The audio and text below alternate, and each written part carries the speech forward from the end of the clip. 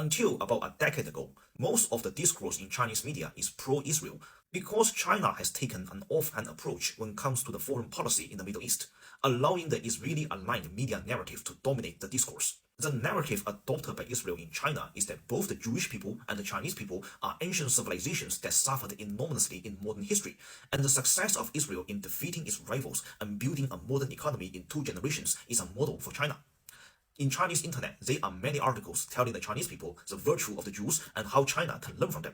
The reason why China largely condoned this narrative are threefold. Firstly, Israel is the creation of the United Nations, and China recognized Israel in 1949.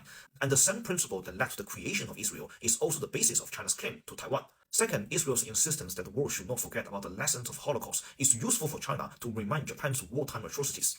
And lastly and most importantly, China since 1978 has been learning from Singapore, possibly the most pro-Israel country in Asia. Singapore's pragmatism when it comes to prioritizing economic development led China to focus on courting American investments, which the Jewish Americans dominate. This is also the reason why most Indians today are pro-Israel. Ultimately, these sentiments are the product of a unique era which Israel has not abandoned the two-state solution before Netanyahu is urging America to attack Iran literally every single day, and when Palestinians are bitterly divided between Fatah and Hamas was entangled in a toxic fight between the Muslim Brotherhood and Syria under Assad. But Palestinians' persistence in resistance, even after the Abraham Accords, led to the change in the perception in China.